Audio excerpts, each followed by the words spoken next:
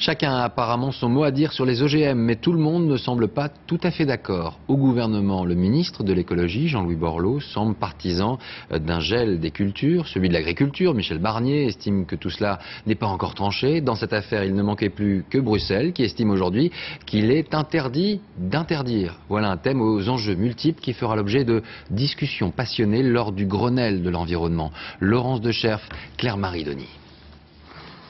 Pour la première année, cet agriculteur a planté 16 hectares de maïs génétiquement modifié.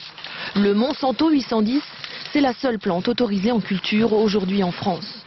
Un maïs résistant à la pyrale, une chenille qui détruit la tige. Alors quand le ministre de l'écologie, Jean-Louis Borloo, parle de geler ces cultures, dans le journal Le Monde, comme ses collègues, il voit rouge. On est trahi aujourd'hui, parce que par une poignée de 68 arts et de leurs acolytes Beauvais qui sont encore en place, et par une pression comme ça, M. Borloo est en train de flipper, si on peut dire, quoi. Une annonce en plein cœur des débats du Grenelle de l'environnement. Les OGM, un point majeur qui devrait aboutir à une loi. Aujourd'hui, 22 000 hectares sont cultivés, mais sans réglementation. Pour les céréaliers, les dés sont jetés.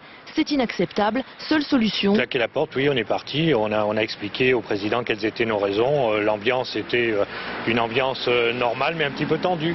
On a l'impression d'être des pantins, puisque, bien qu'on soit en train de discuter, le ministre a tranché. Donc, si toutes les décisions sont prises en amont, on peut se poser la question de savoir si ça vaut le coup de rester dans le Grenelle. Les propos du ministre, un bon début pour les écologistes. Mais il ne faut pas s'arrêter là. C'est évidemment une satisfaction pour nous. Mais attention, ça sera une satisfaction de courte durée si cet engagement n'est pas formalisé par écrit et si les agriculteurs ne reviennent pas à la table des négociations.